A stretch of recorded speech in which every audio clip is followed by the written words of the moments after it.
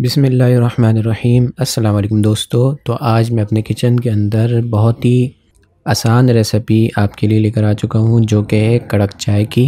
چائے تو ہمارے گھروں میں تقریباً روز ہی بنائی جاتی ہے اور دن میں کئی بار بنائی جاتی ہے۔ کبھی مہمان آ جاتے ہیں تو ایسا ہوتا ہے کہ کبھی چائے صحیح نہیں بنتی، کبھی بن جاتی ہے۔ تو آج آپ کے لیے چائے کی ریسیپی لے کر آ چکا ہوں۔ اس ریسیپی کے اندر میں آپ کو چائے کے سیکریٹ بتا رہا ہوں کہ جس کی وجہ سے ہماری چائے اب جب بھی ہم اپنے لیے بنائیں یا مہمانوں کے لیے بنائیں پرفیکٹ بنے گی۔ اور چائے بہت قسموں کی بنتی ہے، الائچی والی چائے بنتی ہے، مسالہ چائے بنتی ہے، اور اسی طریقے سے گڑ والی چائے بنتی ہے، اور اسی طریقے سے نرول چائے بنتی ہے۔ بہت قسمیں ہیں چائے کی، تو انشاءاللہ میں آپ کو آگے جا کے باری ریسیپیز آپ کو دوں گا۔ تو آج میں آپ کو گڑ والی کڑک چائے کی ریسیپی دے رہا ہوں، تو ویڈیو کو آخر تک دیکھیے گا، اور ویڈیو پسند آنے کی صورت میں ویڈیو کو لائک، دوستوں میں شیئر، چینل کو سبسکرائب کریے گا۔ تو یہ کیسے ہماری ٹیسٹ فل کڑک چائے، گڑ والی چائے بن کے تیار ہوگی۔ تو چلیے ویڈیو کو اسٹارٹ کرتے ہیں۔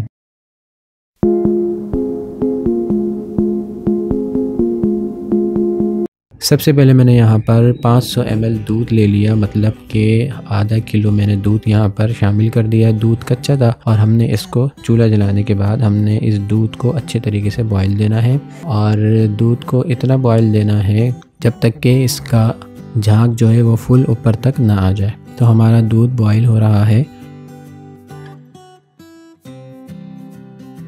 اور یہ دیکھیں ہمارا دودھ بوائل ہو چکا ہے۔ اب آپ نے کیا کرنا ہے، بوائل دینے کے بعد اب آپ نے اس کے اندر تھوڑا بہت چمچہ ہلانا ہے، اور اس کو تقریباً 20 سے 30 سیکنڈ تک آپ نے اس طرح دودھ کو پھینٹنا ہے۔ اور اس کے بعد میں نے یہاں پر 4 سے 5 عدد الائچیاں جو کہ ثابت ہے، اور 1 ٹیبل اسپون سونف یہ شامل کر دیا، اور اس کو شامل کر کے ہم اچھے طریقے سے اس کو پھینٹیں گے تاکہ ہمارا جو دودھ ہے اس کے اندر اس کی خوشبو آ جائے، سونف کی بھی خوشبو آ جائے اور الائچی کی بھی خوشبو آ جائے۔ سونف اس لیے ڈالی ہے کہ اس سے اس کا ٹیسٹ بھی بہت اچھا ہو جائے گا اور خوشبو بھی آ جائے گی۔ خوشبو کو اور بڑھانے کے لیے ہم نے اس کے اندر کیا شامل کیا ہے، الائچی۔ اب اس کو 1 سے 2 منٹ تک اچھے طریقے سے پکائیں، 3-4 اس کو بوائل آنے دیں۔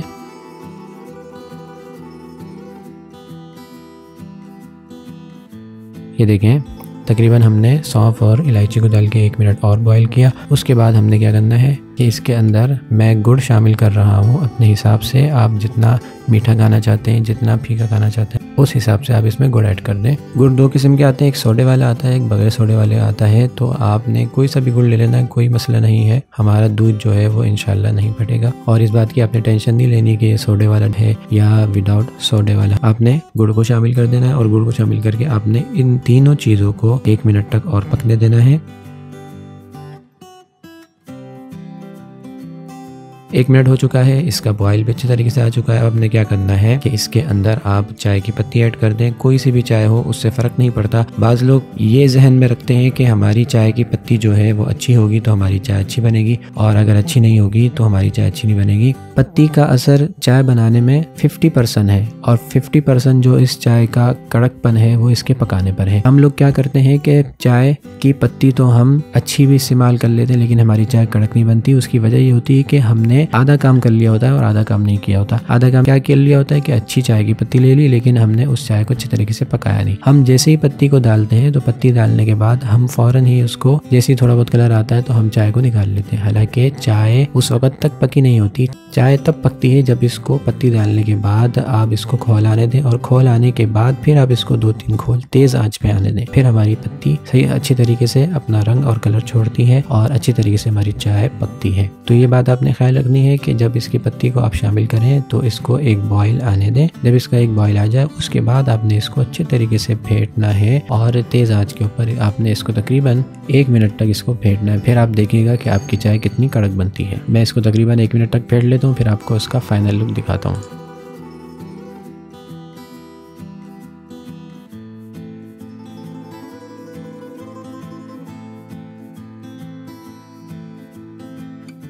یہ دیکھیں 1 منٹ ہو چکا ہے، اور ہماری چائے جو ہے آپ اس کا کلر دیکھ سکتے ہیں، تھوڑی لائٹنگ زیادہ ہے اس وجہ سے اس کا کلر اتنا صاف نظر نہیں آ رہا، لیکن یہ بہت ہی بہترین کلر میں ہماری چائے بن کے تیار ہوئی ہے۔ اور آپ نے کیا کرنا ہے، اس کے چولہے کو بند کر دینا ہے۔ اب ہماری چائے بالکل ریڈی ہے۔ اب میں آپ کو چائے نکالتے ہوئے دکھاتا ہوں۔ آپ چائے کا کلر دیکھ سکتے ہیں، بہت ہی بہترین کلر ہماری چائے کا آیا ہے۔ اور اس طریقے سے آپ نے کیا کرنا ہے، کسی گلاس یا کپ میں چائے کو شامل کر دیں، اور یہ دیکھیں اس کا فائنل لک۔ آپ چائے دیکھ سکتے ہیں، اس میں جو بلبلے بنے تھے وہ ختم ہو چکے ہیں، لیکن چائے ہماری بہت کڑک ہے۔ آپ اس طریقے سے ایک دفعہ چائے ضرور بنا کر ٹرائی کریے گا، اور مجھے کمنٹ میں آپ نے ضرور بتانا ہے کہ یہ چائے کی ریسیپی آپ کو کیسی لگی، اور آپ کی جو سوالات تھے، کیا اس ویڈیو کے اندر آپ کے جو سوالات تھے ان کا جواب ملا یا نہیں ملا، اور آپ کو یہ بات پتہ تھی کہ پتی کو ہم نے ڈالنے کے بعد اچھے طریقے سے فل آنچ کے اوپر اس کو 1 منٹ تک پکانا ہوتا ہے، پھینٹنا ہوتا ہے، پھر ہماری چائے کڑک بنتی ہے۔ کیا آپ کو یہ بات پتہ تھی؟ اور کمنٹ میں آپ مجھے ضرور بتائیے گا۔ یہ دیکھیں اس کا لک آپ دیکھ سکتے ہیں،